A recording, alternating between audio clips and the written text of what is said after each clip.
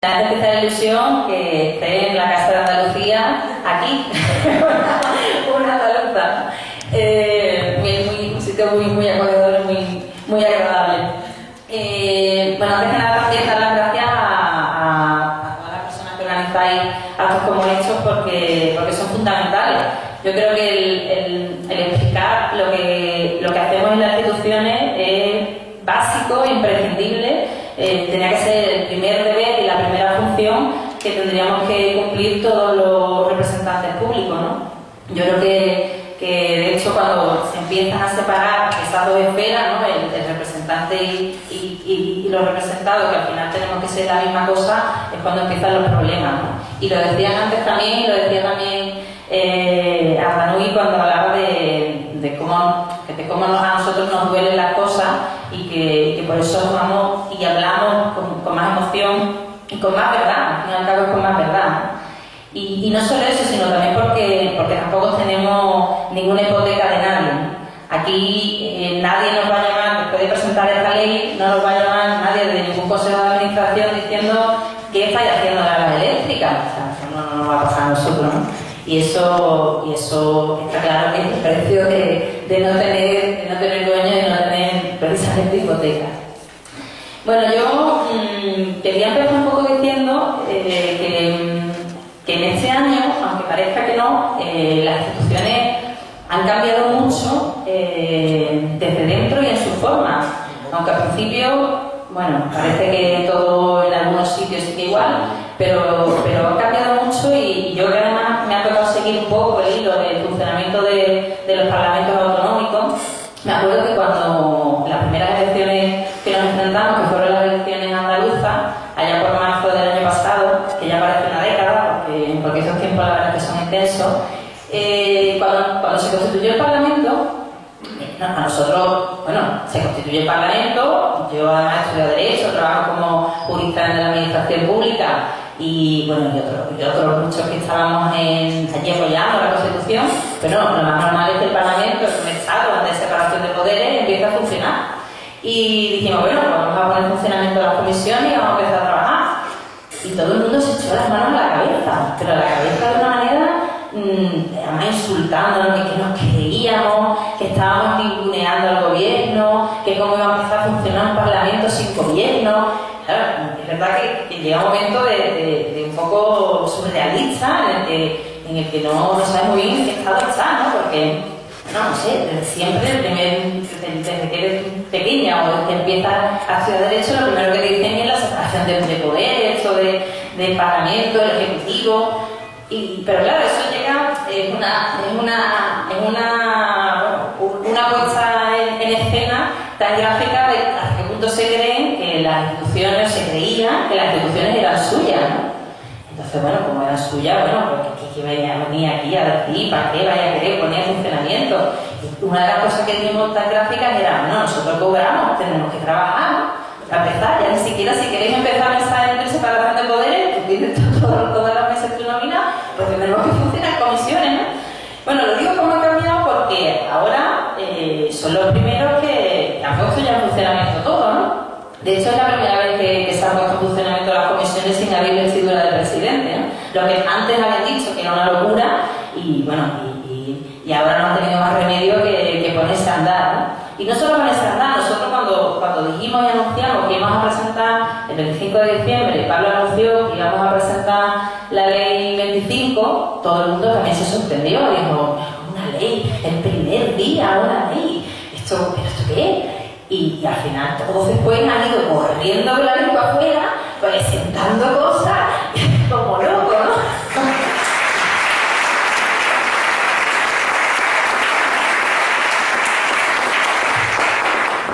Y está claro que, como decía, que las instituciones no son lo mismo, ni huelen a lo mismo, ni se sienten ellos tan a gusto, y por eso tienen que intentar mandarnos a un rincón porque parece que le damos demasiado miedo, ¿no? Esta ley, también lo han comentado los compañeros y compañeras que hablado antes, realmente es una ley absolutamente básica. La verdad es que da un poco de vergüenza tener que plantear una ley en un país donde el número de ricos crece un 40% cada año, tengamos que plantear una ley de emergencia social para evitar desahucio, para evitar que les corten la luz y la calefacción a familias que no pueden pagarla, o para evitar además que no se vea una alternativa habitacional a las mujeres que son víctimas de violencia machista, que además están absolutamente abandonadas por las administraciones después de los recortes, después además de los sucesos tan terribles que tenemos en estos últimos tiempos. Y nos parece además increíble que haya personas que no puedan pagar los medicamentos y tengan que abandonar los tratamientos en un país, como digo, donde el 40% de los ricos crece cada año. Nos parecía que era un deber ineludible, que la primera de las cuestiones que pusiéramos encima de la mesa era esta ley de emergencia social, que no es sino un primer avance de lo que sería realmente, como contarán también los compañeros después, un desarrollo real y efectivo del artículo 25 de la Declaración de Derechos Humanos, ¿no? Pero esto nos parecía como el mínimo por lo que había que empezar.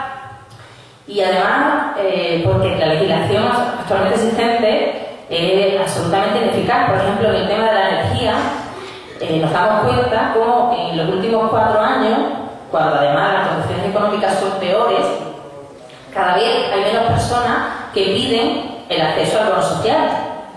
Un poco raro, ¿no? Cuando cada vez las cosas están peor, cuando hay más gente a la que le cortan la luz, hay menos solicitudes de personas que acceden al bono social.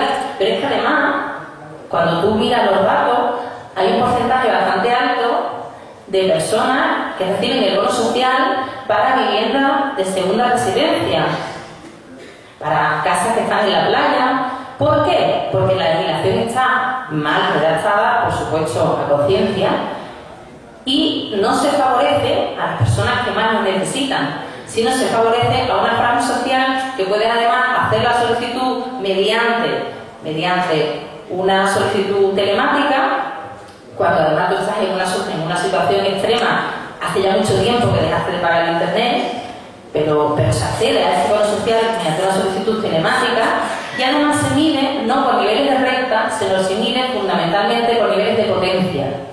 Lo que hace que quien reciba el bono social no son la gente que más lo necesita, sino otro tipo de personas. Entonces nosotros nos parecía que era imprescindible poner encima de la mesa un cambio en esta normativa para que fueran los hogares vulnerables, las personas, un hogar que tenga unas necesidades de renta, unos niveles de renta determinados, que no puedan pagar efectivamente su factura de luz o su factura de calefacción, cosa que no está contemplada todavía en la legislación actual, los que estuvieran beneficiados por este bono. Y además se estableciera un mínimo vital energético a lo que estuviera garantizado en todo caso para aquellas familias que no pudieran acceder a pagar estos suministros.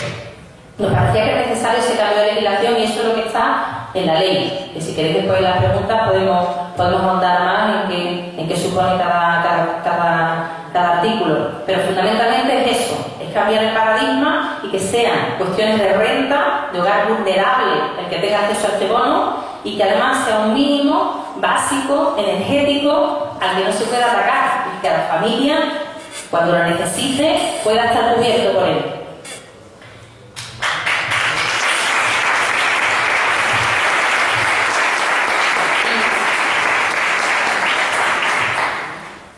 Y por no extenderme en el resto de casos, que también contarán mis compañeros, pero sí quería contar específicamente el tema de la necesidad de introducir como emergencia lo que antes mencionaba de garantizar una alternativa habitacional a las mujeres víctimas de violencia machista. El problema que tenemos en la actualidad es que la mayoría de las muertes se producen cuando las víctimas están conviviendo con su asesino. Eso hay que solucionarlo. Y hay que solucionarlo ¿cómo? Garantizando que no haga falta denuncia para que tú tengas acceso a una vivienda. Actualmente se exige prácticamente en todas las administraciones una denuncia judicial para que tú tengas acceso a esa vivienda. Pero la mayoría de las veces, dos terceras partes de las veces, no ocurre esa denuncia, sino que antes sufren esa violencia que lleva a ese final trágico. Por lo tanto, necesitamos cambiar esa normativa y por lo tanto necesitamos toda la cobertura para esas mujeres que están absolutamente desatendidas y que el sistema no las protege.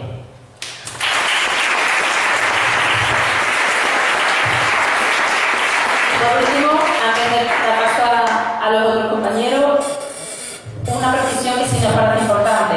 En todas estas revisiones, en todo este cambio normativo, hemos introducido la necesidad de la intervención de los servicios sociales municipales. ¿Por qué?